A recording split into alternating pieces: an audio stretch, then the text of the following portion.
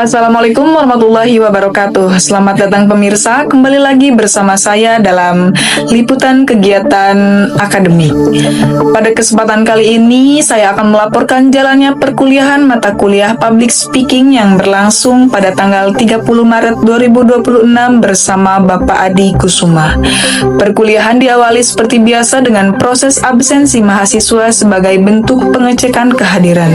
Setelah itu, acara dilanjutkan dengan penampilan dari 3 orang speaker. Speaker pertama yaitu Hilda, tampil dengan gaya ceramah yang inspiratif, menyampaikan pesan dengan penuh penghayatan. Kemudian dilanjutkan oleh Sri Yulianti yang membawakan sesi sharing seputar make up dengan suasana yang lebih santai dan interaktif. Selanjutnya, penampilan ketiga oleh Aulia, kembali dengan gaya ceramah yang komunikatif dan menarik perhatian audiens. Memasuki sesi berikutnya, giliran presentasi dari kelompok 4 yang membahas materi dengan tema syarat-syarat, faktor pendukung, dan penghambat dalam public speaking. Dalam pemaparannya, kelompok ini menjelaskan bahwa public speaking bukan sekedar kemampuan berbicara di depan umum, tetapi merupakan keterampilan yang memerlukan persiapan, pemahaman, serta strategi matang agar pesan dapat tersampaikan secara efektif kepada audiens. Pada bagian awal dijelaskan mengenai syarat-syarat dalam public speaking. Salah satu yang paling utama adalah analisis audiens. Seorang pembicara harus mampu memahami siapa audiens yang dihadapi, mulai dari kebutuhan, latar belakang, minat, hingga tingkat pengetahuan mereka. Dengan memahami hal tersebut, materi yang disampaikan dapat disesuaikan sehingga lebih relevan, menarik, dan mudah dipahami. Selanjutnya, penguasaan materi menjadi kunci penting dalam keberhasilan public speaking. Pembicara dituntut untuk memahami materi secara mendalam, menyusun poin-poin penting secara sistematis, serta mampu menjawab pertanyaan dari audiens dengan percaya diri. Hal ini juga berkaitan erat dengan kesiapan mental, di mana pembicara perlu mengelola rasa gugup melalui teknik seperti latihan, simulasi, maupun menenangkan diri sebelum tampil.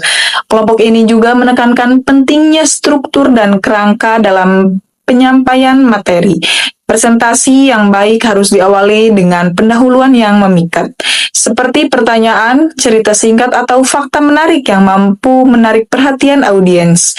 Kemudian dilanjutkan dengan penyampaian tujuan yang jelas agar audiens memahami arah pembahasan.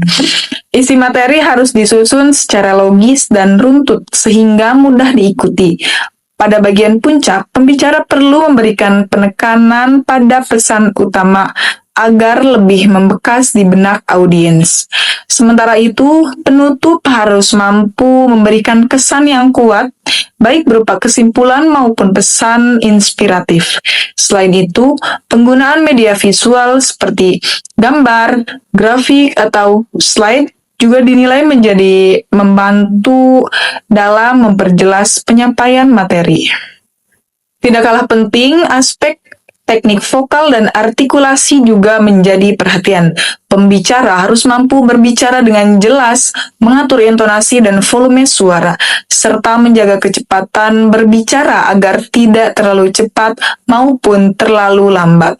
Hal ini bertujuan agar audiens dapat memahami serta informasi yang disampaikan dengan baik.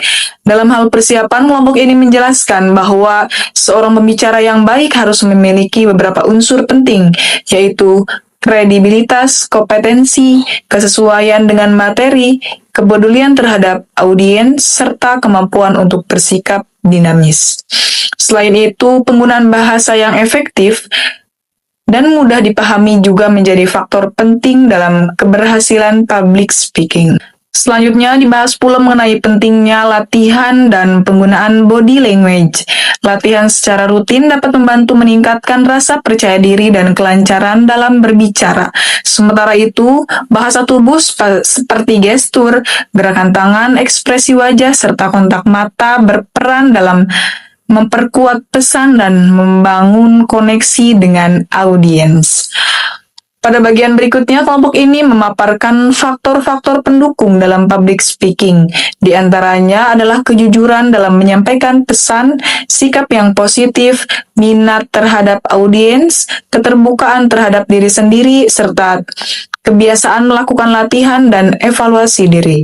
Kepercayaan diri dan penguasaan materi juga menjadi faktor utama yang dapat menunjang keberhasilan seorang pembicara. Namun demikian, terdapat pula berbagai faktor penghambat yang dapat mempengaruhi performa dalam public speaking. Beberapa di antaranya adalah rasa takut dan kecemasan, tekanan saat tampil, kritik atau penilaian negatif, serta ketidaknyamanan fisik seperti gemetar atau berkeringat. Selain itu, kurangnya kepercayaan diri, minimnya penguasaan materi, kurangnya latihan, serta kesulitan dalam mengungkapkan ide juga dapat menjadi hambatan yang cukup signifikan. Kelompok ini menegaskan bahwa meskipun terdapat berbagai hambatan, kemampuan public speaking tetap dapat dikembangkan melalui proses belajar yang berkelanjutan, latihan yang konsisten, serta keberanian terus mencoba dan memperbaiki diri. Dengan demikian, public speaking tidak hanya menjadi keterampilan komunikasi, tetapi juga menjadi sarana untuk menyampaikan gagasan secara efektif dan memberikan pengaruh positif kepada audiens. Demikian laporan kegiatan perkuliahan mata kuliah public speaking pada hari tersebut. Dengan berakhirnya sesi perkuliahan, seluruh rangkaian kegiatan pun ditutup dengan tertib dan lancar. Terima kasih atas perhatian Anda. Sampai jumpa pada laporan berikutnya.